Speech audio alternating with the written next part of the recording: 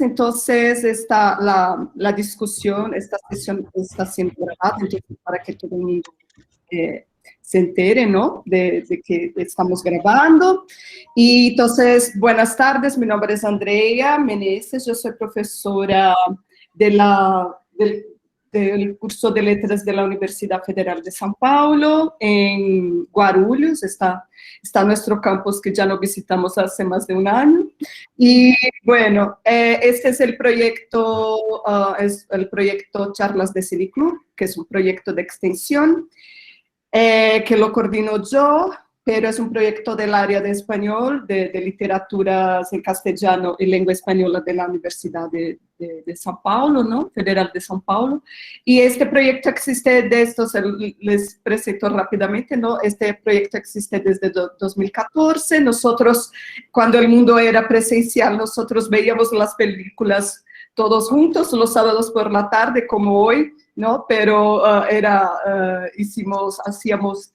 estuvimos un tiempo en Memorial de América Latina, después en la Biblioteca Mário de Andrade, y veíamos la película y luego la discutíamos. Ahora estamos haciendo esta nueva realidad, estamos haciendo como hoy, ¿no? Entonces, los interesados ven la película indicada en sus casitas, por eso llamamos charlas de Ciniclub en casa ahora, y luego nos juntamos aquí en una sala del Google Meet para discutir con un invitado, ¿no? O invitada. Ahí tenemos la oportunidad en este nuevo formato de traer invitados como el invitado de hoy, ¿no? Que está allá en Buenos Aires, nosotros aquí en São Paulo, y tendremos ahí la oportunidad de charlar, ¿no? De hablar discutir sobre una película. Entonces, nuestro invitado de hoy, a quien agradezco muchísimo por haber aceptado ahí unas horas, ¿no? Destinar unas horas de su sábado para hablar sobre cine, es el profesor Juan Carlos Valerdi, que es profesor en la Facultad de Derecho, ¿verdad, Juan?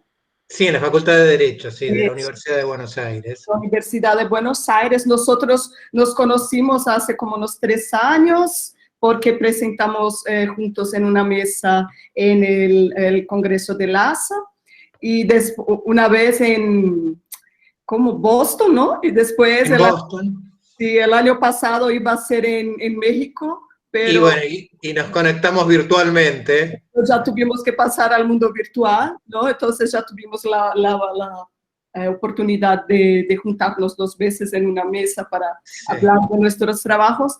Y ahí yo sabía que Juan, ¿no? Tenía trabajo sobre cine y lo invité, ¿no? a hablar hoy en nuestra sesión, la primera del semestre, y vamos a hablar sobre la Patagonia Rebelde.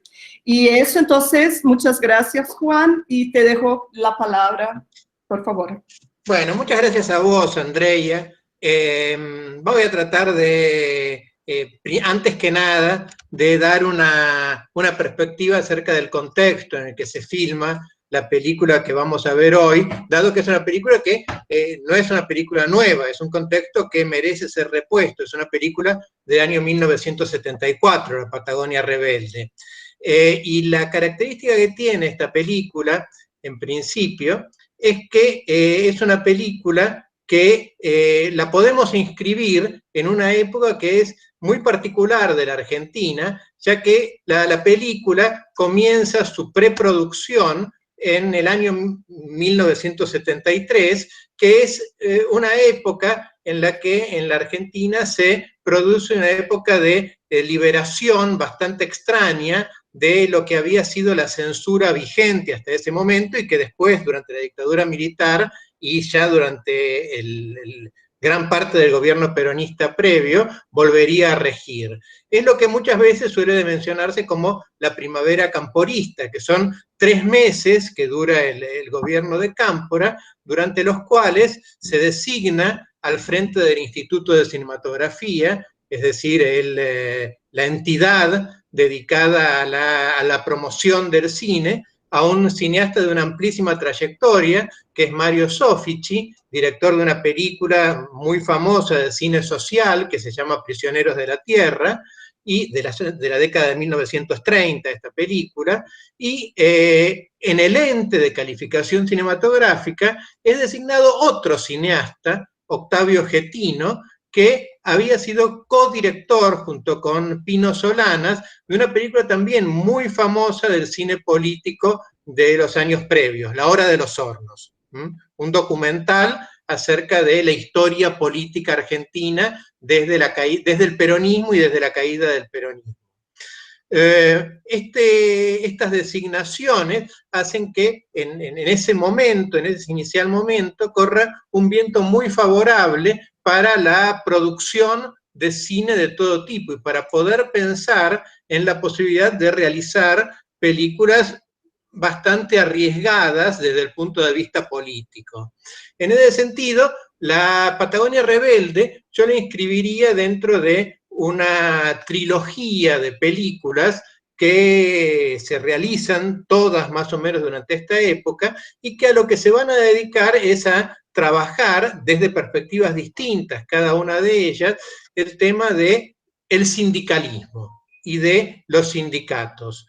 Una de esas películas es una película que se llama Los Traidores, de Raimundo Gleiser. Raimundo Gleiser era un cineasta que formaba parte de un grupo de orientación trotskista, vinculado con el Partido Revolucionario de los Trabajadores. Este grupo de cineastas se llamaba Cine de la Base, y justamente lo que hace Raimundo Gleiser con esta película, Los Traidores, es una película que está libremente inspirada en muchos sindicalistas, pero básicamente en el personaje de Augusto Timoteo Bandor, un sindicalista que quiso hacer un sindicalismo sin Perón y que terminó siendo asesinado. Pero justamente de lo que va a tratar la película Los Traidores, y fíjense lo significativo del título, es del sindicalismo peronista en particular. Y fíjense lo significativo del título porque Gleiser lo va, desde su perspectiva trotskista, lo va a diferenciar del sindicalismo de izquierda y lo va a mostrar como un sindicalismo caracterizado por una burocracia sindical que va para donde mejor conviene la corriente, básicamente, para decirlo de esta manera. Entonces, esta es una perspectiva, la perspectiva de Gleiser. Gleiser está desaparecido por la dictadura militar. Realizó pocas películas. Hoy Los Traidores no fue una película estrenada comercialmente, es una película de culto que se utilizaba para generar discusión doctrinaria y que se estrenaba en comités, unidades básicas, no porque eran peronistas, pero comités o lugares donde los militantes se reunían para discutir sobre política. Los Traidores, entonces, otra película muy famosa de esta época, pero ya en 1974, Quebracho, de Ricardo Bulicher. Quebracho, de Ricardo Bulicher, trata sobre el tema de La Forestal. La Forestal era una empresa mayoritariamente de capital inglesa, dedicada a la explotación de la madera de quebracho. Lo que trata la película es sobre la explotación desarrollada por este capital de la Forestal y sobre la resistencia sindical en dos etapas. Una primera etapa que es similar a la que vamos a ver en la Patagonia Rebelde, que transcurre entre 1914 y 1918. Un sindicalismo anarquista que toma por sí mismo la lucha sindical y que es altamente combativo. Una segunda etapa en donde es un sindicalismo ya más permeado por la política y donde hay un político que va a ser el que va a intentar apropiarse de las conquistas sindicales. Quebracho, de 1974, Ricardo Bulicher. Y finalmente la Patagonia Rebelde. La Patagonia Rebelde, de Héctor Olivera. Héctor Olivera, esta es su sexta película. Héctor Olivera es un director que previamente se había destacado básicamente como productor. Como productor había fundado una compañía cinematográfica llamada Aries Cinematográfica, que realizaron un montón de películas en sociedad con otro director famoso, Fernando Ayala, y que esta yo diría que es su primera es su sexta película, pero es su primera gran película como director. La Patagonia Rebelde, Olivera cuenta que la primera idea que tuvo, en relación con esta temática había surgido en 1959, cuando leyó la novela de David Viñas, Los Dueños de la Tierra. Los Dueños de la Tierra, David Viñas tomaba esta misma etapa o esta misma situación y la enfocaba desde la perspectiva de su padre, el juez Ismael Viñas, que si ustedes ven en la película aparece un juez que está decidido a hacer cumplir la ley. Bueno, ese es la figura de Ismael Viñas, del padre de David Viñas. Ese es un juez honesto, digamos, lo vemos como un juez honesto decidido a hacer cumplir la ley independiente, no es un anarquista, pero es un juez honesto que intenta hacer cumplir la ley independientemente de los intereses de los estancieros. Bien, pero finalmente la película, cuando Héctor Olivera la realiza, ya no la va a realizar en base a la obra de David Viñas, sino basada en un libro del ensayista anarquista Osvaldo Bayer, que se llama Los Vengadores de la Patagonia Trágica, y que trata estos sucesos, que yo no voy a abundar en los sucesos, pero básicamente es un hecho real que ocurre entre 1920 y 1921 en la Patagonia Argentina, y que tiene que ver con la protesta de los trabajadores rurales por mínimas condiciones de higiene, de seguridad, condiciones laborales, etcétera, etcétera, etcétera. Obviamente el sindicato que los representa es la Sociedad Obrera de Río Gallegos, que es una sociedad vinculada con la organización sindical que se llama la Fora del Quinto Congreso, que es de orientación anarcocomunista, pero la protesta básicamente tiene que ver con este tipo de reivindicaciones. Y lo que va a suceder es que es enviado el teniente coronel Varela, como verán ustedes, acá está desplazado el nombre del personaje, mínimamente, el personaje histórico real fue el teniente coronel Varela. En la película ustedes verán que aparece como el teniente coronel Zavala, y que, como cuenta la película, en una primera etapa conversa con todos los protagonistas de la situación y llega a una solución justa, a un convenio, a un laudo que beneficia en gran medida a los trabajadores. Y en una segunda misión en la que es enviado, bueno, se convierte, como ustedes habrán visto en la película, en el más sangriento de los represores. Entonces, esta es la situación, estos son los hechos históricos que se muestran en el libro de Bayer, que el libro de Bayer es un libro en 4 tomos, los primeros 3 tomos fueron publicados entre 1972 y 1974, y el tercero cuando Bayer ya estaba en el exilio en Alemania, en 1978, durante la dictadura militar argentina.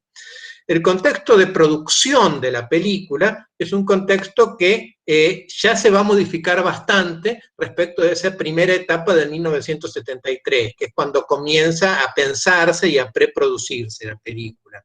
Porque ya entre enero y marzo de 1974, que es cuando la película se realiza en la provincia de Santa Cruz, en los escenarios naturales donde habían ocurrido los hechos, ya la situación ha cambiado, ya no gobierna en la Argentina Cámpora, está gobernando Perón, pero la cuestión se ha vuelto ya muchísimo más compleja y la censura ha vuelto a la Argentina,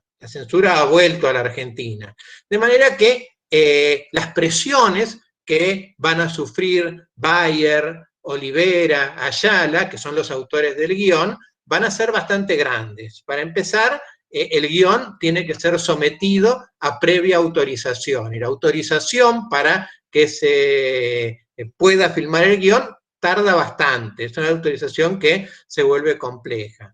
Por otro lado, cuando ya la película está lista para ser estrenada, queda un último trámite, que es el trámite de la calificación. Perón va a firmar la calificación de la película apenas 20 días antes de su muerte. Y la película va a poder ser estrenada, pero va a tener problemas durante su exhibición y va a ser bajada de cartel. Bueno, hoy estamos hablando de algo que no es habitual, pero quienes tenemos algunos años, recordaremos que en la década del 70 o del 80, las películas exitosas solían permanecer mucho tiempo en cartel. Hoy sí, una película que dura un mes, bueno, antes de la pandemia, después veremos qué pasa, pero una película que dura un mes es un gran éxito. Antes había películas que duraban semanas y semanas y semanas y meses y meses y meses en cartel. Bueno, La Patagonia Rebelde fue un gran éxito y sin embargo tuvo que ser bajada de cartel apenas 4 meses después por las presiones que recibía y recién pudo ser reestrenada en la Argentina en 1984, después de la dictadura. No obstante eso, La Patagonia Rebelde es una película que obtiene premios internacionales, obtiene el Oso de Plata en el Festival de Berlín en ese mismo año, y bueno, y lo que va a suceder también es que muchos de los responsables de La Patagonia Rebelde van a terminar yendo al exilio, algunos de forma definitiva, como Héctor Alterio. Héctor Alterio vive en España, y se va a quedar en España hasta que muera, estoy seguro. Luis Brandoni, bueno, tuvo que ir al exilio por las amenazas que recibía, pero volvió bastante pronto y terminó siendo secretario general de la Sociedad Argentina de Actores durante la dictadura. Y Bayer, el autor de la novela, del ensayo y el autor del guión de la película, bueno, efectivamente se exiló en Alemania durante la dictadura, después volvió a la Argentina. ¿Qué más sobre esto? Bueno, otra víctima de la Patagonia Rebelde en este sentido fue el gobernador. A ver, no fue solo por la Patagonia Rebelde, pero fue el gobernador de Santa Cruz en el momento en que se filmaba la película. El gobernador de Santa Cruz, en tiempos en los que se filmaba la película, Jorge Zepernik, estuvo preso luego durante 6 años, durante la dictadura militar. Hay recuerdo de Bayer respecto de los últimos días de filmación de la película, según los cuales viene Zepernik a verlos y le dice: miren, acabo de recibir un telegrama de las autoridades nacionales que me dicen que quién autorizó a que se filmara esto en la provincia. Yo voy a ignorar este telegrama, pero apúrense, por favor, terminen lo antes posible con la filmación. Bueno, esto es algo que cuenta Bayer, un recuerdo de Bayer de la filmación de la película. Entonces, esta es toda la historia, la compleja historia de la filmación de esta película. A mí me interesan varias cosas, en particular, ahora para comentarles a ustedes, acerca de la película en particular, desde el punto de vista de su concepción y su trabajo narrativo y estético.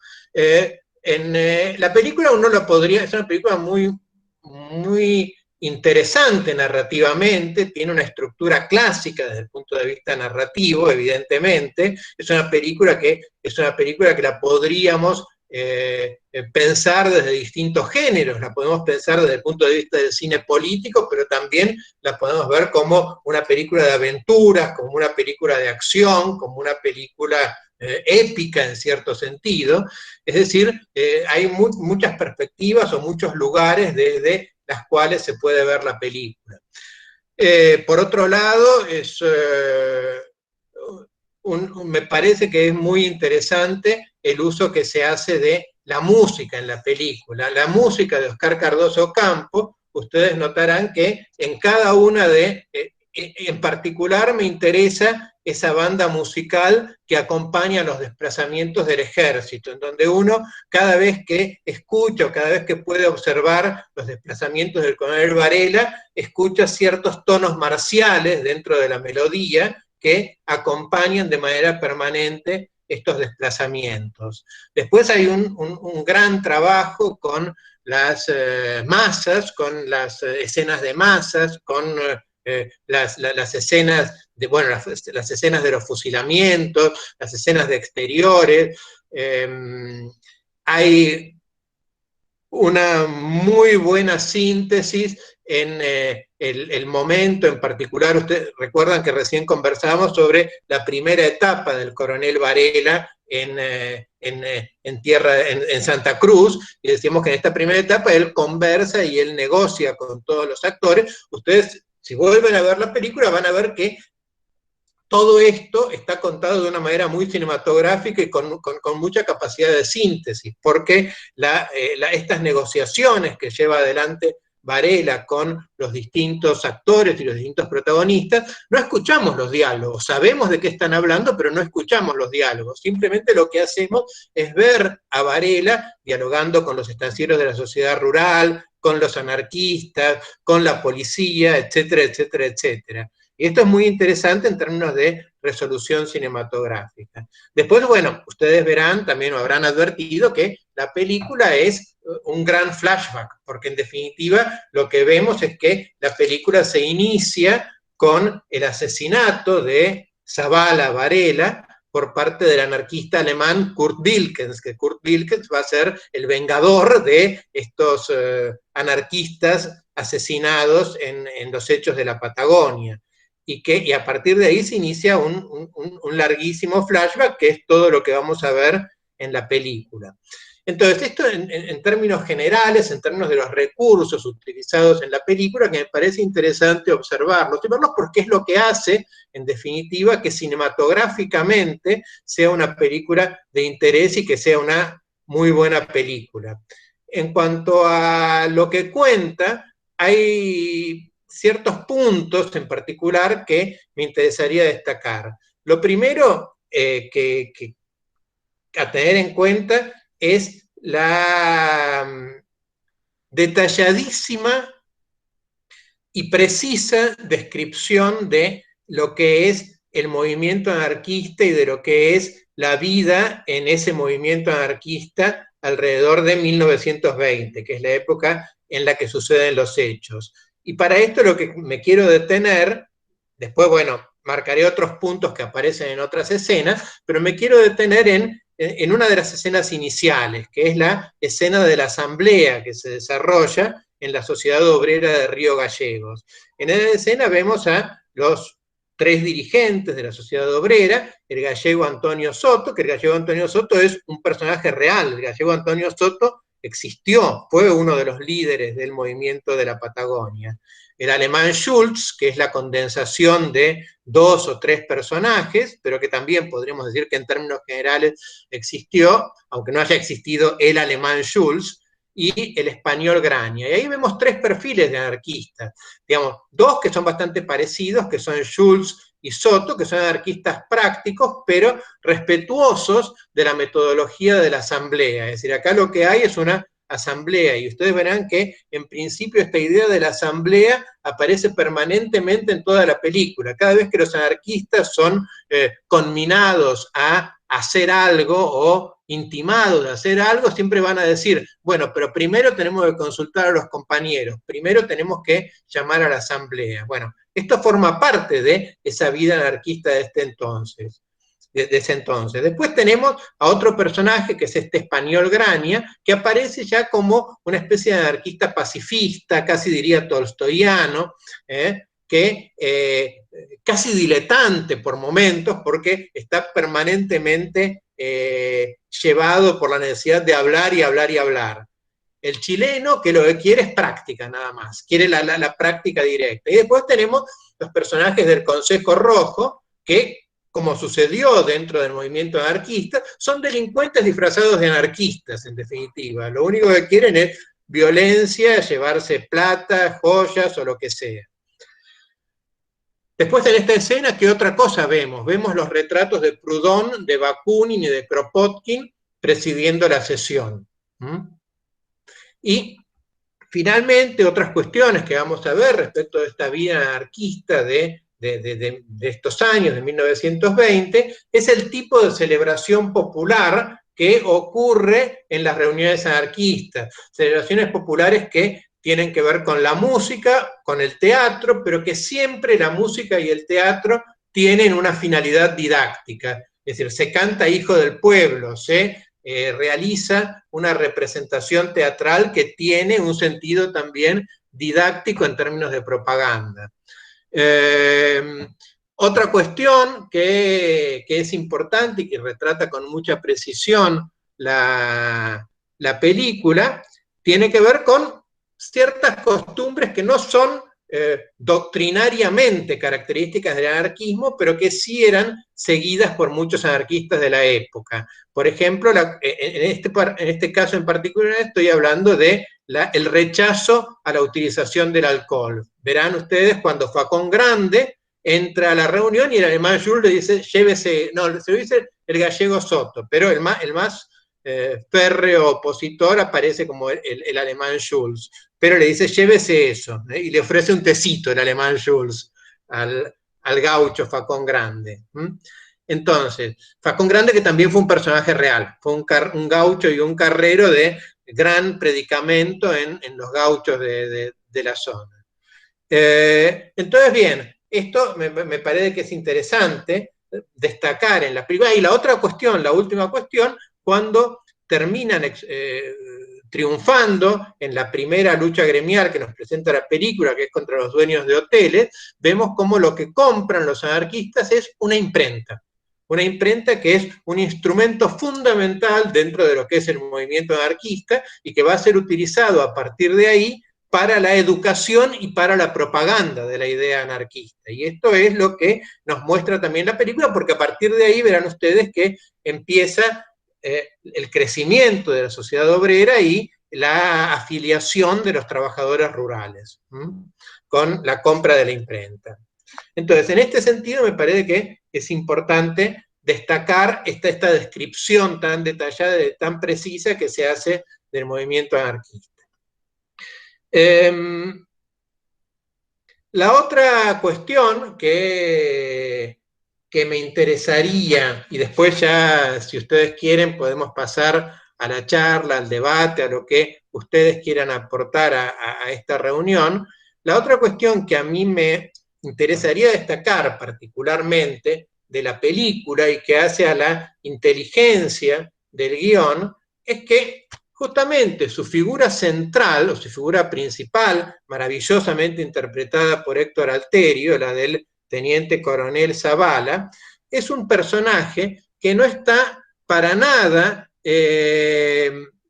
diseñado en el guión de una manera maniquea. Es decir, hubiera sido muy fácil presentar al teniente coronel Zavala como el gran malvado o el gran villano de la película, pero el teniente coronel Zavala, Varela, es un personaje que tiene profundidad psicológica en el guión. Es un personaje que, decíamos, respondiendo a la realidad histórica, en un primer momento viene a la Patagonia a resolver pacíficamente la situación. En la segunda etapa sí, ya viene a restablecer el orden y se utiliza una palabra que luego va a ser tristemente muy utilizada en la película, en la Argentina, aniquilar a los subversivos, viene a aniquilar a los subversivos.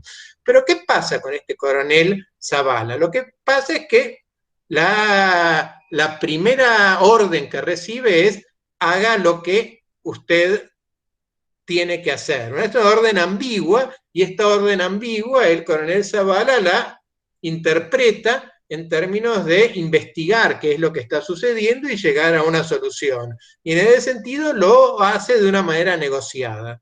Pero ¿qué sucede con este teniente coronel Zavala en la segunda etapa? En la segunda etapa, el teniente coronel Zavala ya recibe una orden un poquitito más precisa, vaya a restablecer el orden. Y además, ¿qué le dicen al teniente coronel Zavala? Le dicen que los anarquistas no han cumplido con lo pactado. Y además, ¿qué le dicen al teniente coronel Zavala? Le dicen que en la Patagonia se corre el riesgo del avance y de la irrupción chilena. ¿Y qué le dicen? Le dicen que eso él lo sabe, pero toma conciencia en este momento. Le dicen que los anarquistas son extranjeros.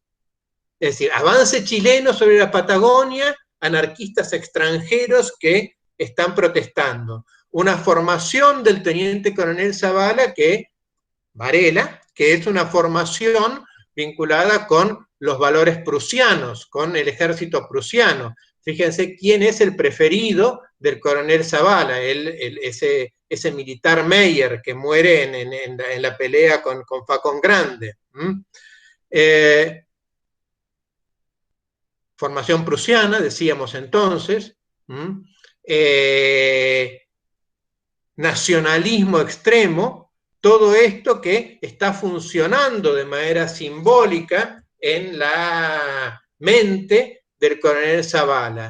De manera que entonces, cuando llega, todos esos componentes sumados a la orden, restablezca el orden, son un cóctel explosivo, y este cóctel explosivo lleva a que el coronel Zavala actúe como militar y restablezca el orden como un militar formado en la escuela prusiana sabe hacerlo.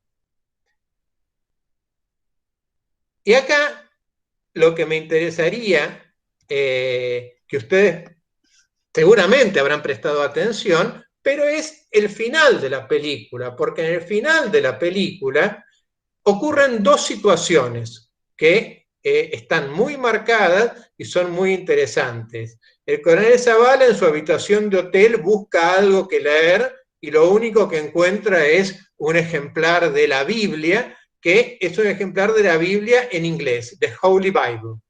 Es lo único que encuentra para leer.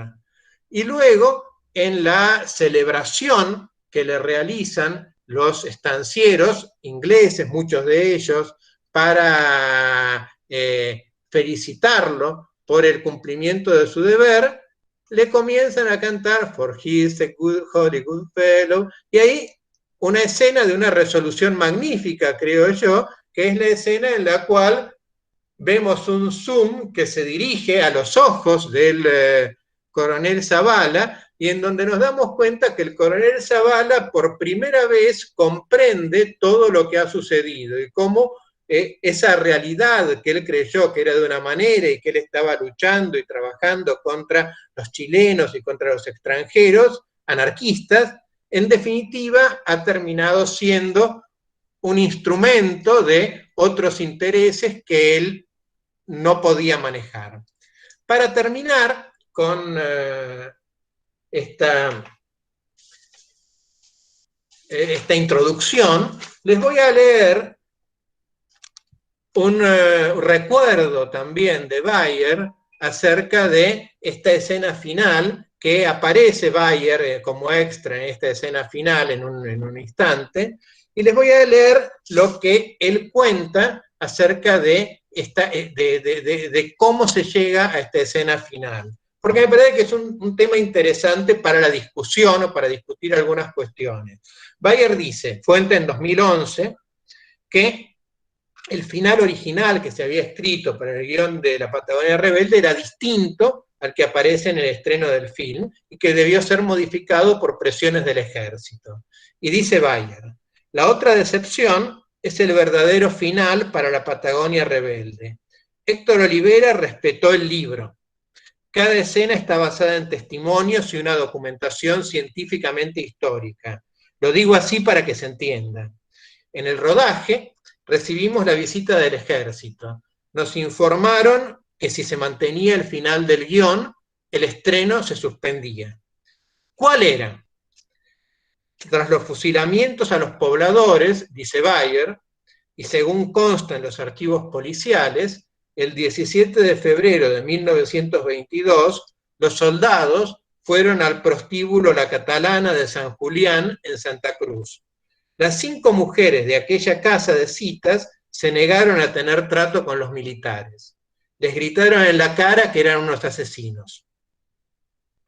Que unas prostitutas se negaran al uniforme de la patria, ellos no lo iban a aceptar. Me enojé y quise abandonar, dice Bayer, aunque se me ocurrió terminar con la fiesta donde los estancieros británicos agradecen al teniente coronel Héctor Benigno Varela el haber cumplido con ese deber. Con ese final irónico, dice Bayer, se aplaudía en el cine. Pero hay que imaginarse lo que hubiese sido la sala con el otro.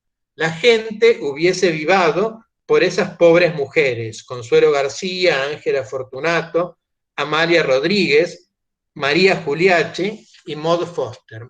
Bien, evidentemente creo que el final que proponía Bayer hubiera sido un buen final.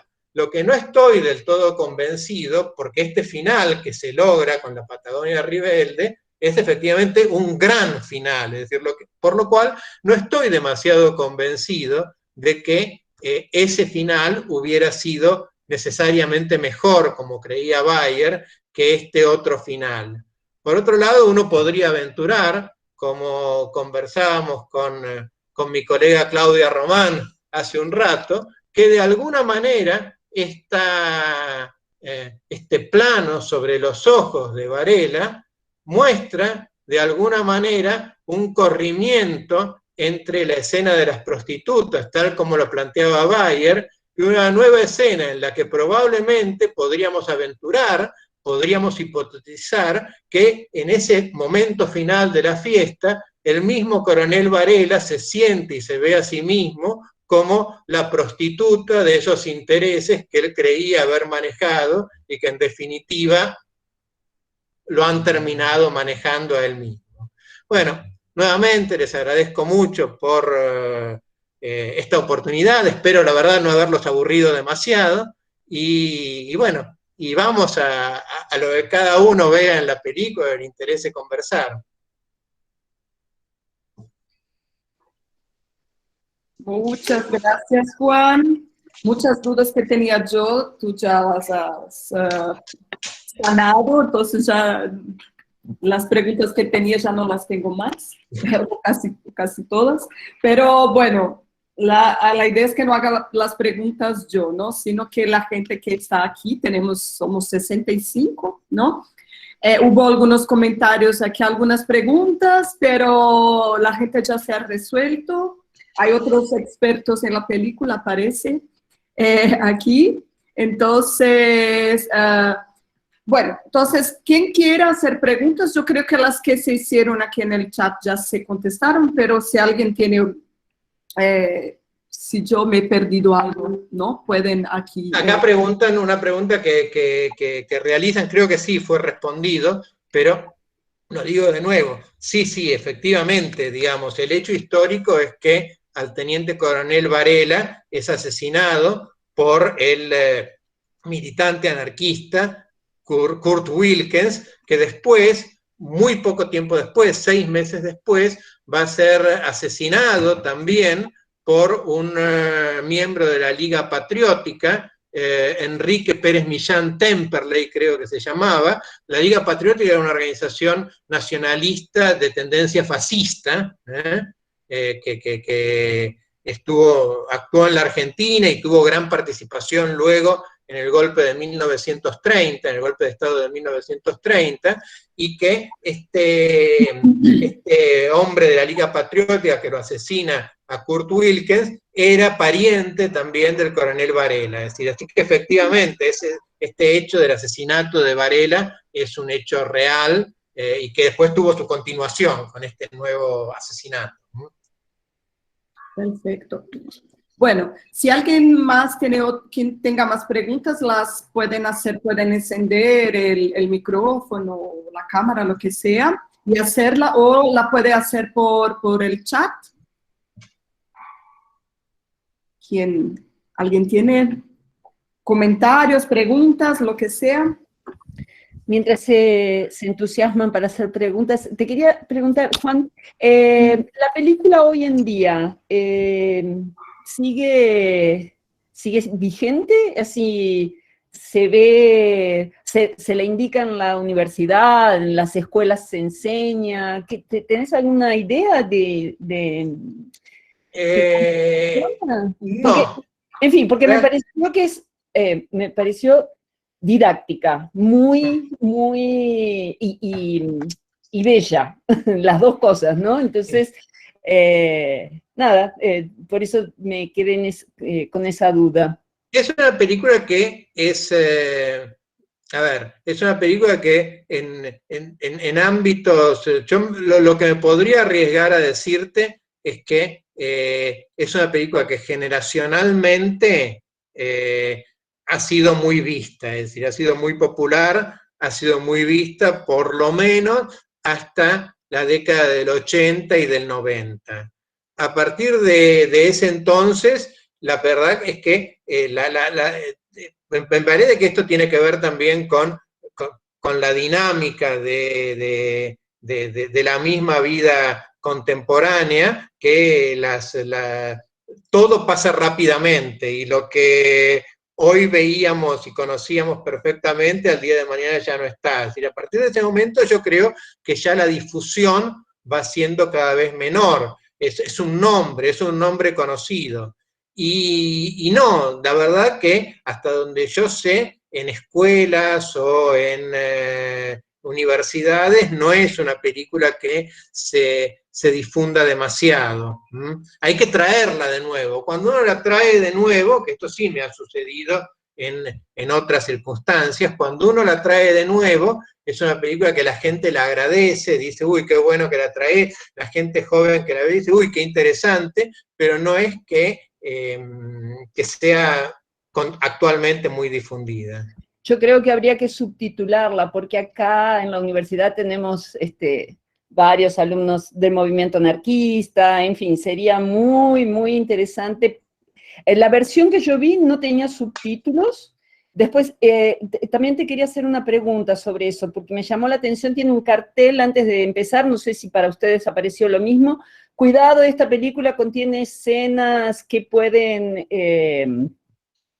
herir la sensibilidad. No, eso no lo recuerdo, la verdad, no recuerdo haberlo visto. En YouTube, es que yo vi dos versiones había, entonces una apareció eso, que incluso te iba a preguntar si es por las escenas de violación, si es por por la, digamos, el lugar que ocupan los militares, no sé si en Argentina aparece eso. No, yo te digo, yo no recuerdo haberlo visto, no sé por qué puede ser, digamos, me imagino que puede ser por todas esas cosas que vos decís, pero precisamente no lo sé por qué. Yo en YouTube lo que vi es que también vi dos copias, una que, no digo que fuera perfecta, pero que estaba bastante bien, y otra que estaba bastante mal, la verdad, de las dos copias. Eso mismo. Entonces, la verdad que eso no lo sé. Lo de los subtítulos, bueno, sí, lo que pasa es que ahí la cuestión es, digamos, cómo se podría hacer para, a ver, hasta donde yo sé, esto no está, en la versión que está circulando ahí en YouTube, no está, bueno, habría que ver, sí, sería bueno ver la posibilidad de lograr esto. Sí. En fin, me pareció que podía ser muy interesante para mucha gente, realmente. Sí, no, me parece que sí, porque aparte es a ver, la Argentina tiene unos cuantos hechos de estas características, digamos, además de este hecho de la Patagonia, hay más o menos por la misma época otro hecho muy famoso de una protesta anarquista y una represión estatal muy violenta, que es la Semana Trágica en los talleres Krieger-Bacena, y bueno, y tiene algunos episodios anteriores. Estos hechos no son propios exclusivamente de la Argentina, pero está bueno como para reconstruir un momento de la historia, que es un momento de la historia que en la actualidad aparece como bastante borrado. Es un momento que la verdad que la mayor parte de la gente parece que esto no hubiera existido nunca. Y entonces está bueno como vos decís, Graciela, desde un punto de vista didáctico, pedagógico, para reconstruir esto, porque se reconstruye de una manera que es agradable para el espectador en este caso, ¿no? Pero incluso me parece que tiene mucha actualidad. Si vemos esas relaciones y eso exactamente cómo se mueven los intereses, sí, no me imagino, sacando la parte de la organización sindical y todo eso, que es muy fuerte y que me parece que hay que recuperarlo, pero ver cómo se cocinan las cosas entre los terratenientes, entre los dueños de la tierra, eso lo estamos viviendo hoy. Y los extranjeros, no, los ingleses. Sí, los ingleses eran. Sí, de todas maneras siempre hay que pensar, ¿no? Quiero decir, me parece que hay que pensar que si bien es importante y en la película está muy marcada la idea de los capitales ingleses o capitales podría ser de otras potencias, siempre y más en la actualidad, la cuestión de las alianzas de capitales son alianzas de capitales que ya, esto yo creo que es en gran, digamos, no digo que que no ocurriera en 1920, pero creo que en la actualidad es mucho más compleja la cuestión, es mucho más compleja porque el capital ya no tiene una nacionalidad tan exacta como para decir, bueno, son ingleses o son estadounidenses o son lo que sea. Entonces, hay ciertas complejidades que me parece que hay que recuperarlas también, ¿no? Ujú. Rosángela ha levantado la mano, creo que quiere hacer una pregunta. Rosángela, por favor. Hola. Hola. No abro la cámara porque hoy es día de limpieza en la casa y no me encuentro en condiciones de aparecer. No importa, seguro que estás bien igual, pero no importa, si no querés mostrarte no hay problema. Quería comentar 3 cosas, ¿no? La primera, que por supuesto eso que comentaste, que no es un hecho singular, ¿no? Es un hecho que ocurre mucho, y creo que no solo en Argentina, porque también me hizo acordar otras situaciones acá. Me hizo acordar la matanza de Santa María de Iquique, creo que una década antes en Chile. Me hizo acordar Canudos, me hizo acordar de los sin tierra que se está, ahora hace poco que estamos celebrando, digamos, que lo que pasó aquí en Brasil con una manifestación. Bueno, entonces esa era una cosa que quería comentar. La otra es una curiosidad y yo creo que forma parte de nuestra ignorancia respecto a la organización política en Argentina. El personaje que es gobernador ahí en Río Gallegos, ¿no? Sí. O sea, él habla de los radicales que están en el poder. Sí. ¿No? Entonces, era Irigoyen Era Irigoyen, sí. ¿Irigoyen era radical o no? ¿Qué partido era? Irigoyen era radical, sí. Entonces quería que, si pudieras que hablaras un poco de las fuerzas político-partidarias que estaban ahí en ese momento. Y la otra cosa que me llamó la atención cuando en esa escena del tren, ¿no? Que ellos el Falcón Negro iba a negociar, creo que primero la intención era atacar, ¿no? Pero después se da cuenta de que era el ejército y dice, bajen armas, es el ejército, ¿no? Porque todavía no se había roto la imagen que tenía de Zavala. Y claro, como el ejército los recibe a balas, entonces también ahí contraatacan. Pero quisiera que explotaras un poco esa dualidad policía-ejército, Sí. porque parece que sí, así, entonces en la policía no se confía, en el ejército sí. Bueno, voy a las dos preguntas básicamente que hiciste. La primera sí, efectivamente. Después obviamente, que en cada una de estas situaciones de matanzas que hubo, de represiones, hay que analizar cada caso particular, porque yo digo, siempre es conveniente analizar las circunstancias particulares. El exceso de generalización siempre es un problema, pero obviamente hay una línea en la cual hay determinado tipo de protesta que termina siendo violentamente reprimida. Entonces, esto es cierto. La segunda cuestión, respecto de lo que vos me decías de reponer las líneas políticas existentes en ese momento en la Argentina.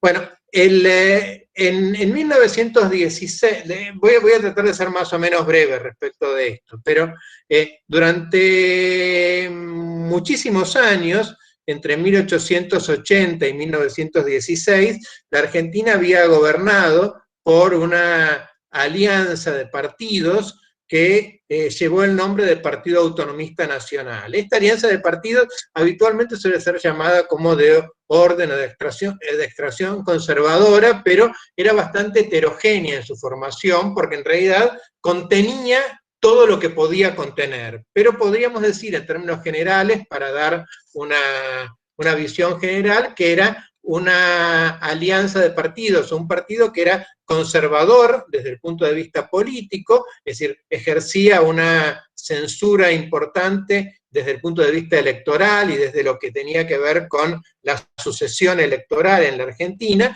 y liberal desde el punto de vista económico. En gran medida este grupo político es el responsable del crecimiento económico de la Argentina por aquellos años. Ahora bien, es un crecimiento económico que se basa en gran medida en una inmigración masiva bastante importante y que así como se produce este crecimiento económico, y este crecimiento económico aprovecha en enorme medida a los sectores más privilegiados, pero también a los sectores medios de la sociedad, en esa misma medida comienza a generar una gran explotación respecto de los sectores más subordinados de la sociedad, los sectores proletarios, el proletariado industrial que comienza a formarse. Esto va generando una protesta social que es básicamente anarquista, que es en gran medida y básicamente anarquista, y que comienza a ser reprimida muchísimos años antes de que empiece, de los hechos que se narran en la película. Hay leyes como la ley de residencia o la ley de defensa social, que son contra el anarquismo y que son de la primera década del siglo XX, es decir, que son muchos años antes de que sucedan los hechos de la Patagonia. Como reacción desde los sectores medios, básicamente de la sociedad, a la rígida actuación, a la rígida posición en términos electorales de los sectores conservadores, surge un partido que es la Unión Cívica Radical. La Unión Cívica Radical, uno de sus líderes fundamentales en los primeros años, que se convierte en un líder popular importantísimo, es Hipólito Yrigoyen. Hipólito Yrigoyen, en 1916, merced a una modificación en la ley electoral previa, que acuerda Yrigoyen con el presidente Sáenz Peña en su momento, Yrigoyen llega al gobierno en 1916. El gobierno de Yrigoyen es renovador en algunos sentidos, pero en términos de lo que tiene que ver con la alianza básica con Gran Bretaña que existe en términos económicos, estoy hablando en términos económicos de la Argentina, no se modifica demasiado. Y en términos de lo que tiene que ver con su política frente al mundo laboral, es una política que podríamos mencionar desde el modo más benévolo posible como ambigua, una política que en definitiva termina generando ciertas instancias de negociación, pero que en definitiva cuando se producen situaciones extremas terminan sucediendo hechos como los de la Patagonia o de la Semana Trágica. Entonces esta es la situación. Los conservadores, el gobernador de Santa Cruz, que no es un gobernador, el nombre del gobernador en ese momento no era el nombre real del gobernador, era un hombre de la sociedad rural, que muestra en la película, era conservador, y los conservadores de todas maneras sienten también, ¿no? Se sienten permanentemente traicionados por Yrigoyen, porque Yrigoyen adopta una posición que no es absolutamente a favor de ellos, como ellos esperarían, pero que en definitiva terminan sucediendo este tipo de cosas. No sé si se entiende la idea. Yrigoyen, después de los primeros momentos, va a mandar interventores a Santa Cruz, que van a intentar negociar también y que negocian y termina de todas maneras pasando todo esto. Rosángel, vas a decir algo, ¿no? No, preguntaste si se entendía, sí, perfectamente, ahora sí me aclaró perfectamente. Y me acordé, era de la Serra de Carajás, que hubo una matanza acá en Brasil también, de unos sin tierra, 29 fueron asesinados. Hoy es el aniversario, ¿no? Sí, se cumple algo, sí, sí. Hoy creo que se cumplen 15 años, 18 años, no me acuerdo cuánto tiempo, pero sí. Y la otra cosa, Juan Carlos, eso de la dualidad ejército-policía, y ¿no? Que como que si el ejército era más respetable. Eso es muy interesante que vos estás planteando. En definitiva, yo creo que en la película lo que se ve o lo que hay, más allá de una cuestión doctrinaria, es una cuestión de que Varela, desde el ejército, es un militar que se ha ganado el respeto de esos anarquistas en la primera etapa. Es decir, podría haber habido un momento de desconfianza inicial, pero luego se ha ganado el respeto. Lo que sucede con la policía es que la policía, en este caso particular de la Patagonia, y ya lo vemos desde el inicio de la película, es presentada como una fuerza que está, lo vemos en Quebracho también esto, en esa otra película que les mencioné, está mostrada desde todo el momento como una fuerza absolutamente dependiente de los poderes políticos y económicos. Es una fuerza que ya se sabe que está defendiendo esos intereses económicos y políticos. En cambio, respecto del ejército, no hay una situación similar. Respecto de lo otro, en términos más políticos, yo no me animaría a avanzar demasiado, pero creo que esta distinción en términos no teóricos, porque sería demasiado decir teórico, pero un poco más intelectual entre ejército y policía, se da más entre los sectores medios y altos que en los sectores proletarios. Me parece que no se da tanto esta distinción. Me parece que en los sectores proletarios, en términos generales, la desconfianza es, o por lo menos desde el punto de vista de anarquismo, respecto de cualquier fuerza armada a la que se considera como sostenedora de los intereses del privilegio económico y del Estado. Creo que esta distinción entre, la policía es un desastre, el ejército es más respetable, puede verse más en sectores medios y en sectores altos. Creo que en el caso particular de la Patagonia, lo que se ve más es el hecho de una policía de la que ya no hay posibilidad de tener confianza, porque es una policía que ya ha demostrado que es instrumento y aliada de los poderes políticos y económicos, y un ejército que en este caso, en el personaje de Zavala Varela, es un ejército que ha demostrado una actitud distinta. Creo que la confianza de los trabajadores, más que hacia el ejército, es hacia Zavala, hacia el personaje de Zavala. Perfecto, muy bien, gracias, Juan Carlos. Bueno, ahora tenemos aquí dos personas, pero yo quería aclarar una cosita. Si alguien quiere hacer la pregunta y no está seguro de hablar en español, puede preguntar en portugués, en portuñol, y nosotros aquí ayudamos. Yo puedo ayudar en la traducción. Entonces, si alguien tiene alguna pregunta y no se siente a gusto de hablar en español, por favor, no deje de hablar por eso, ¿ya? Bueno, primero tenemos a Aníbal y después Adrián, podría ser Aníbal y luego, ya. Hola, bueno, gracias. Primero le pido disculpas a Juan porque me perdí, entré tarde, entré justo en el debate, me quedé dormido, esta es la verdad. Pero bueno, escuché la discusión y quería hacerle dos preguntas, un comentario y una pregunta. Y un agregado a ver qué piensa Juan acerca de, en relación a la pregunta que hacía recién Rosángela. Hay un dato que no sé, tal vez Juan lo dijo, que en esa época toda la Patagonia, no solo Río Gallegos, estaba bajo jurisdicción directa del gobierno federal. No era una provincia, sino que era un territorio nacional bajo responsabilidad directa del poder federal, es decir, del presidente Irigoyen en el Congreso. Este es un dato importante, me parece, por lo que voy a decir ahora.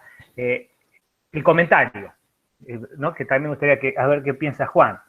El presidente Irigoyen, precisamente como dijo Juan, era un presidente sumamente popular, con incluso simpatía en sectores importantes obreros de esa época. Es probablemente el político más popular de Argentina del siglo XX después de Perón, que va a venir después. Digo esto porque se suele exculpar a los gobiernos que por lo menos en Argentina se llaman populares o nacionales y populares. Se los suele poner como progresistas o de izquierda. La peor matanza de obreros que hubo en la Argentina, fuera de las dictaduras militares, ¿no? fueron del presidente Irigoyen, en estos dos casos que mencionaba Juan, la Patagonia en 1921 y en la Semana Trágica en 1919. Con el caso del general Perón pasó algo parecido con una matanza de indígenas Pilagá en el Chaco, que también era territorio federal, unos 700 aborígenes asesinados por la Gendarmería Nacional. Este es el comentario, me gustaría que piense, porque desde una óptica anarquista, esto muestra que no hay diferencia en el poder represivo que implementa el Estado a través de sus gobiernos llamados populares de los que implementa a través de gobiernos llamados no populares, o menos populares, o como fuera.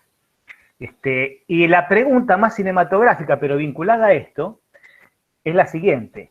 Osvaldo Bayer, efectivamente, era un investigador, un historiador de simpatías anarquistas, y trabaja en la adaptación del guión de esta película, que si, no sé, a lo mejor Juan me equivoco, pero creo que es casi contemporánea al retorno de Perón en el 70 y pico, ¿no?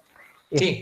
A mí siempre me dio la impresión que el guión de la película está lavado de alguna manera para adecuarse a ese contexto político de Argentina donde se sabe que viene de nuevo un gobierno nacional y popular. Por ejemplo, salvar la figura de Irigoyen de la matanza. Hay un par de comentarios donde parece culparlo porque el presidente Irigoyen está lejos. Sin embargo, es sabido que Irigoyen, las instrucciones que le da el coronel Varela es vaya y haga lo que crea necesario.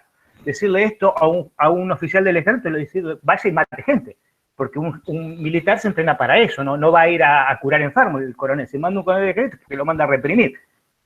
Me da la impresión que en la película hay varias cosas donde está lavada. Por empezar, el cambio del nombre del represor, de Varela por Zavala.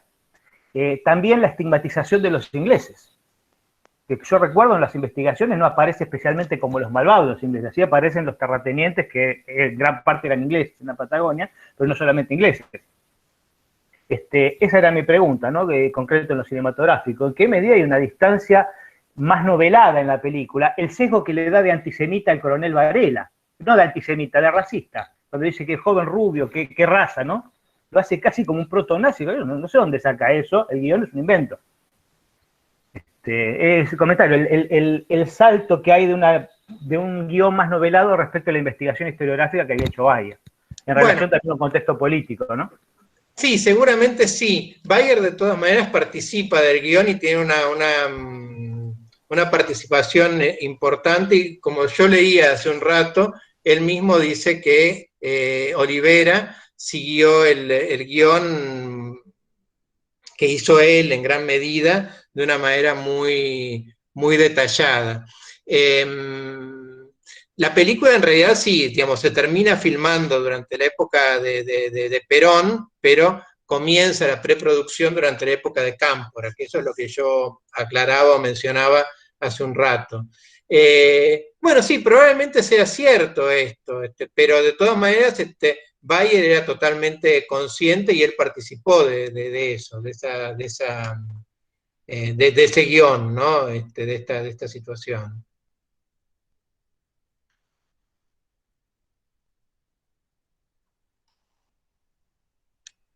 Bueno. Había alguien más, ¿no? Adrián, sí. Sí. Ahora, ¿Qué tal? Buenas tardes, Juan Carlos y todos. Bueno, muchas gracias por la presentación, Juan Carlos, por todo lo que has aclarado sobre la película. Te quería preguntar dos cosas, ¿no?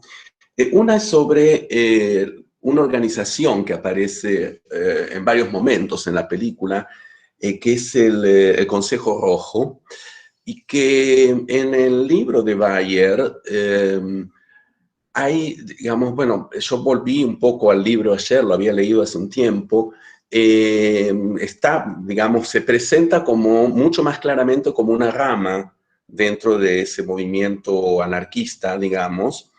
Y en la película a mí me dio más la impresión casi de un grupo, o sea, algo medio limítrofe entre la lucha de clases y el delito casi, ¿no? Hay uno, por ejemplo, aparece uno de ellos, parece un extranjero, me hizo acordar a Butch Cassidy, por ejemplo, Y a la vez en el libro de Bayer aparece medio como un dato, tal vez porque yo tengo el segundo tomo, en el primero tal vez se explique un poco mejor, pero aparece medio como un dato que quien lee debería conocer. Por lo tanto, se explica muy poco qué era esa organización, ¿no?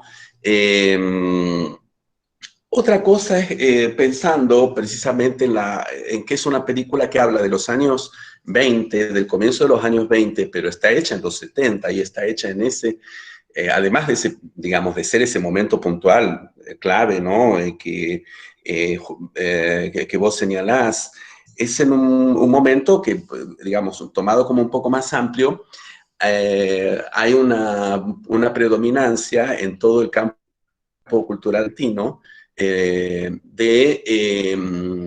digamos, de un protagonismo de lo político y sobre todo del posicionamiento político, ¿no? Está terminando un periodo en que en Argentina no posicionarse está mal visto. Digamos, todo el mundo se posiciona, inclusive de modo a veces hasta bastante vulgar, ¿no? Inclusive en la cultura de masas. Estoy hablando, sí, de la primera parte de la década de los 70, ¿no? Inclusive con una cierta importación, digamos, de la noción de compromiso, sartreana, en fin, que venía ya un poco de antes, ¿no? Y a mí me llamó la atención, porque tal vez porque es una de las cosas que yo más, por otros motivos, más atención le he dado a lo que he estudiado sobre esa época, que la película esté tan centrada en opciones personales, ¿no? Que haya tantos momentos dedicados a explicar casi didácticamente una opción personal, individual, quiero decir, del individuo con consecuencias sobre el colectivo, pero muy focalizado en la capacidad, en la posibilidad de optar, ¿no?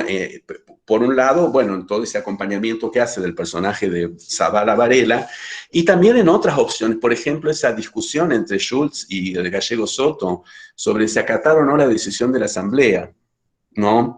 En fin, hay varios momentos en que esa problemática está focalizada y quería preguntarte, bueno, si vos le das importancia en tu visión de la película y si te parece que puede, en fin, tener algo que ver con ese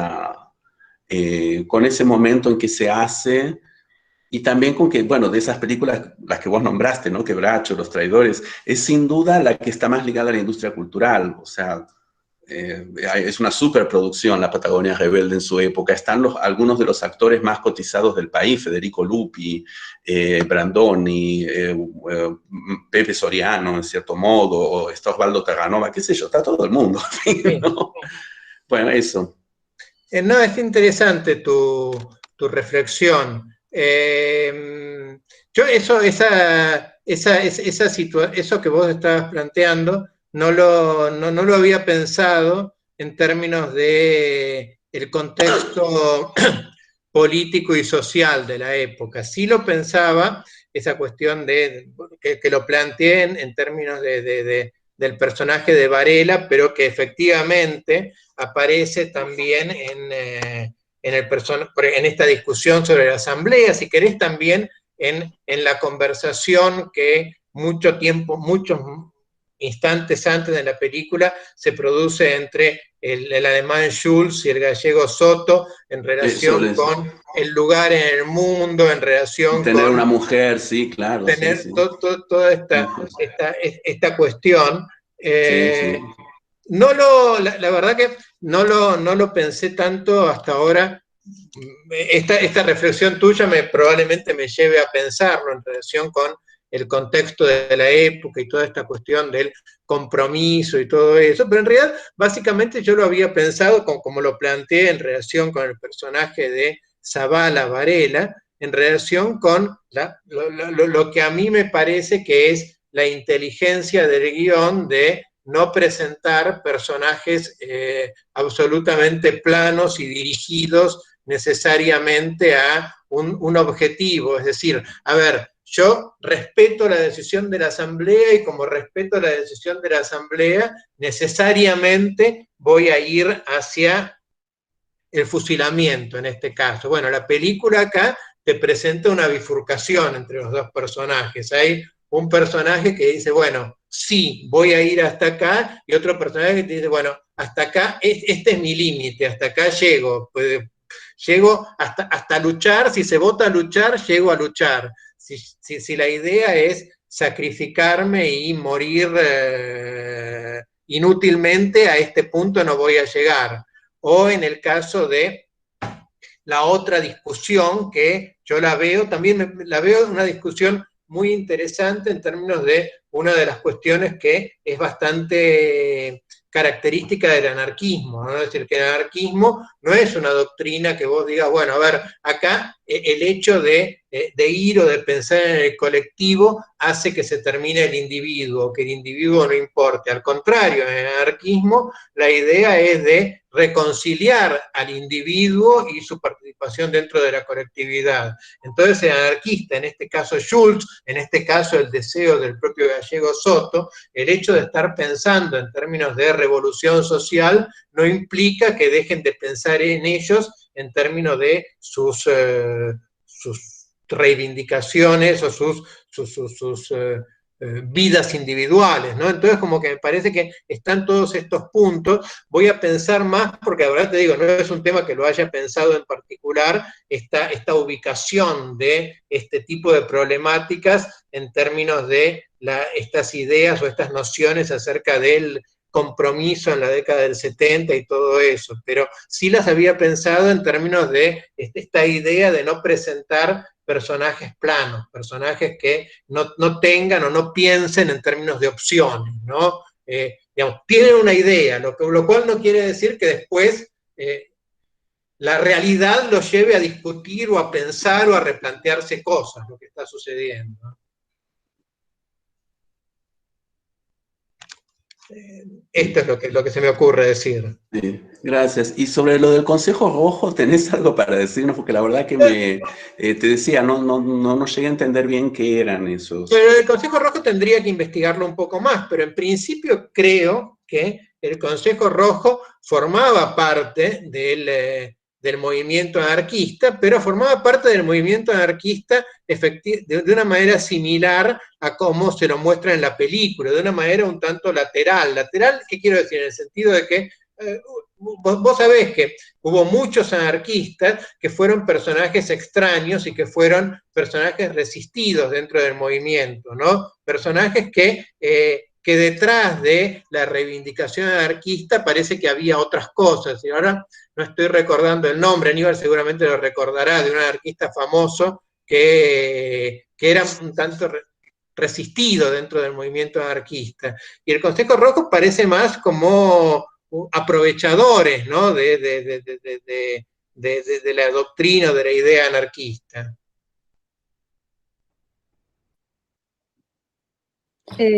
Pues, en esa idea de Adrián de ese conversar, digamos, con lo que está pasando en el momento de producción de la película, también me hizo pensar, no había pensado en conjunto, pero me hizo pensar en esa escena inicial de la primera asamblea, que hay, está la mesa, y hay dos trabajadores, y dice, cuando se pone a hablar uno de los anarquistas, dice, vaya directamente al grano, hable, y no, entonces es como una cosa medio antiintelectualista, ¿no? Combatiendo esta, y eso me hizo pensar en el momento de los 70, pero bueno, no sé si en los 20 también era Esto lo que te está planteando son las distintas posiciones que había. Obviamente, una cosa es el anarquista o la idea anarquista o los intelectuales anarquistas, que lo que van a hacer es plantear las ideas o la ideología anarquista. Otra cosa es el plano de lo que es la militancia anarquista. La militancia anarquista, bueno, en este caso es o se define de una manera mucho más práctica, lo cual no quiere decir que lateralmente no, en términos fundamentales yo diría, pero en otro ámbito, digamos, el ámbito de la asamblea es en este caso el ámbito de la decisión sobre esos problemas. Pero si vos te fijás, hay un momento en el que el personaje del Gallego Soto, cuando el Grania comienza a hablar y aparentemente a divagar, no le dice eso no importa, eso es decir, no tiene ninguna importancia. Le dice, eso, compañero Graña, déjelo para las clases de educación, ¿no? Esto es algo que es fundamental también dentro del movimiento anarquista en términos políticos y en esa época en particular. La idea de la educación. Gracias. Yo ya estamos casi llegando al fin, pero quería hacer solo un comentario de algo que me llamó bastante, un personaje que me llamó mucho la atención fue el personaje de Falcón, ¿no? Y lo que dice él cuando lo van a asesinar, ¿no? Como es un criollo, ¿te acuerdas lo que dice Sí. él? Que un criollo no debe morir así, no debería morir así. Sí. La frase es aproximadamente... Espera. No. Así no se mata un criollo, ¿puede ser, Juan? Así no se mata un criollo, sí. No se mata un criollo, no sé. Entonces me llamó, porque ese personaje encarna mucho la imagen de un gaucho noble, ¿no? Que tiene mucho que ver con lo que se ve en la literatura gauchesca, qué sé yo. Entonces, claro. Incluso es casi una cita, ¿no? Cuando claro, de Cruz, ¿no? Claro. Cruz no consiente que se mate hacia un valiente. Claro, cuando ¿no? viene la partida a atrapar a Martín Fierro y Cruz lo que, digamos, se pasa del lado de Martín Fierro porque él no puede consentir que se mate así a un... Sí, claro, es una cita, sí. Y sí, Claudia lo escribió aquí. Entonces me pareció, y eso, ¿no? Porque él decía, el dinero que tengo yo no viene de este trabajo, sino de otro. Entonces voy a hacer esto porque creo en eso, porque creo que quiero que se mejore la vida de los trabajadores y no porque yo lo necesito. Entonces, este personaje yo creo que es un poco, me pareció, ¿no? No sé si... yo he leído algo que también existió este personaje, ¿no? Que está basado en alguien real, que existió. Pero la forma como lo describe me pareció muy idealizada, ¿no? Esta cosa de ser muy noble, de luchar y me pareció muy interesante este personaje, no sé qué piensas. Sí, claro, sí, es un personaje que, aparte, el personaje de Facón Grande es un personaje que en la película está definido más por una cuestión ideológica. Él opta por el anarquismo en la película, por lo menos en la película, por lo que se muestra, por su compromiso con esos hombres injustamente explotados. Pero el personaje en la película, estoy hablando de la película. En la película el personaje de Font, de Facón Grande, parece un personaje que definido más en virtud de esos valores tradicionales de el gaucho que actúa en favor de sus compañeros que por una ideología anarquista muy fuertemente consolidada. Y muere de esa manera, él muere de la manera de esta visión del gaucho, que sabemos que no es la única visión del gaucho, sabemos que hay un montón de visiones del gaucho, pero esta visión del gaucho que es una visión que, a ver, por otro lado es esta visión en una gran medida la visión que el anarquismo quiere recuperar del gaucho en esta época, porque en esta época, en particular en la década de 1920, hay y comienza a haber una discusión en la Argentina intelectual acerca del gaucho. Digamos, está la visión de Lugones, que Lugones lo va a convertir al gaucho a partir del Martín Fierro en el prototipo de la nacionalidad. Pero también está esta otra visión que busca recuperar el anarquismo, que es la visión del gaucho. También se basa o también busca su inspiración en Martín Fierro, pero en función de lo que es el gaucho explotado y esos valores gauchos que tienen que ver con la solidaridad, que es lo que busca recuperar el anarquismo en esta época. Entonces a mí lo que me parece es que el personaje de Font, que recupera la película en la década del 70, está yendo a esa visión del gaucho que el anarquismo intentaba recuperar en 1920. Sí, muy bien. Pero sí, es uno de los personajes más interesantes de la película. También, a mí me Tiene muchos personajes interesantes, ¿no? buenísimo también, ¿no? ¿Cómo? Que el actor es buenísimo. Federico Lupi, sí. Federico Lupi. Yo creo que las actuaciones son en general, todas de muy buen nivel en la película, ¿no? Están todos. Alterio, ya digo, me parece que está sensacional, pero Luis Brandonio, Pepe Soriano, Federico Lupi, la verdad que están todos muy bien.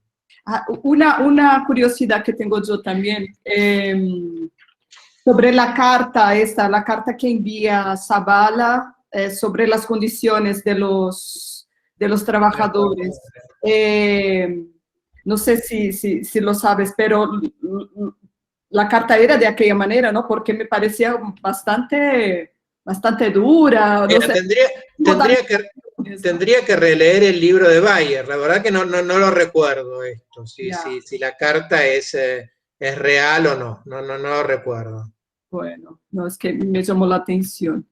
Bien, a ver si aquí la gente empezó a hablar mucho en el chat, ya me perdí, no sé si hay alguna pregunta. No, aquí es otra cosa que tiene que ver cómo está Argentina ahora. Si Fernández ya está mejor de salud, no, ya la contestaron, ya aquí, y aquí Aníbal ha dicho, a Bayer siempre le interesó mostrar que había criollos anarquistas y que el anarquismo no era solo una cosa de inmigrantes, como se decía entonces. Y aquí se vuelve a hablar de Fernández. Pero bueno, ¿alguien tiene algún comentario o pregunta más? Que ya estamos llegando ahí a las 4:30. No sé si alguien quiere hacer algún otro comentario. Juan, sí, ¿qué tal? Andrea, Edgardo te habla.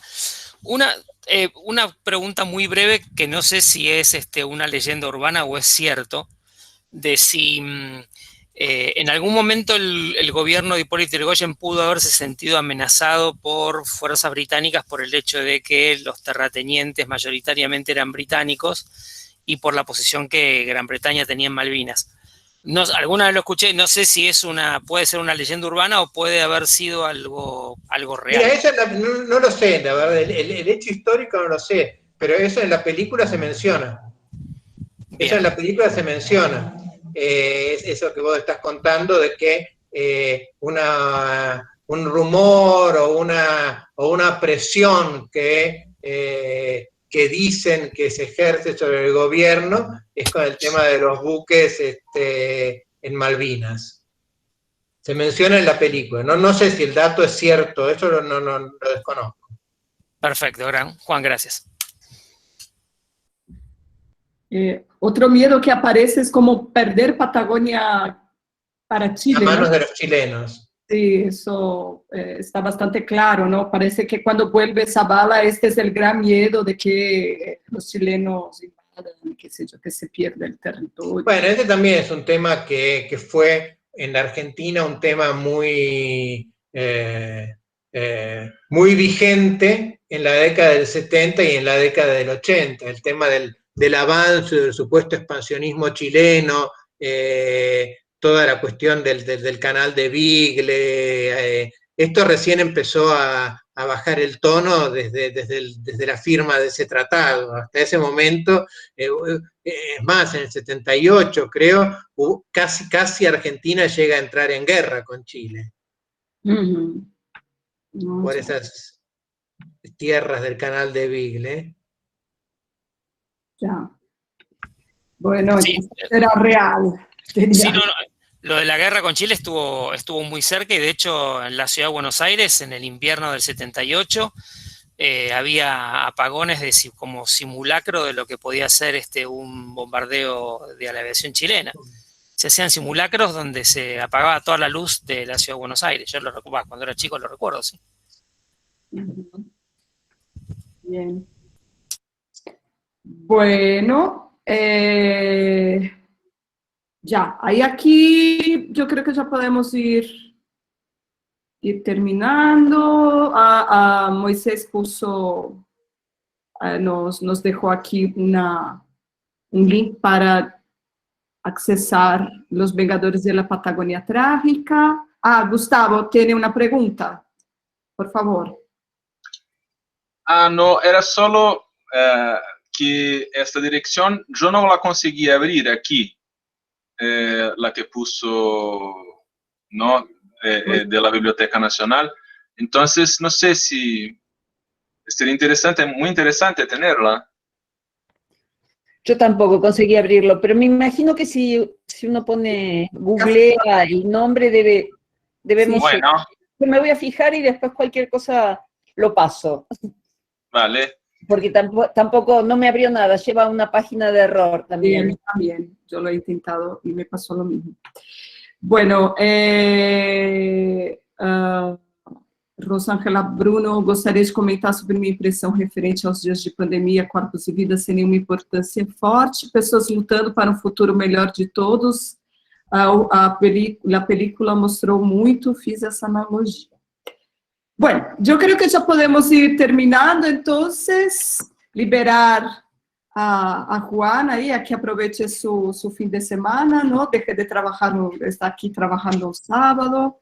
De todas maneras, ha sido un placer, la verdad, compartir con ustedes esta charla. Es verdaderamente un placer y te agradezco mucho, Andrea, la invitación. Cuenten conmigo, contá conmigo para lo que necesites y bueno. No puedes decir cosas así porque aquí no es que hablas por hablar y nadie después te llama. Si dices esto, nosotros te vamos a llamar para hablar en nuestras clases, te vamos a arreglar trabajo, más trabajo. Sí, si sirve, contá conmigo. Si no sirve, no cuentes conmigo, nada más. Bueno, Juan, muchas gracias. Estoy segura que todos aquí aprendimos mucho, ¿no? Es una película, ¿no? Que para comprenderla hace falta mucho conocimiento histórico y eso, entonces estoy segura que después de esta charla nosotros comprendimos mucho mejor la película, ¿no? Y en fin. ¿Puedo decir algo más? Porque me parece que es pertinente. No sé si se consigue en YouTube. No sé si se consigue en YouTube, ya les digo, por la cuestión del tipo de circulación que tuvo. Incluso hoy es complicado. Hace poco se hizo una copia buena, pero es complicado conseguir una copia buena. Pero les recomiendo, si les interesa el tema, que si tienen la oportunidad de ver esa película que mencioné al principio, Los Traidores, la aprovechen.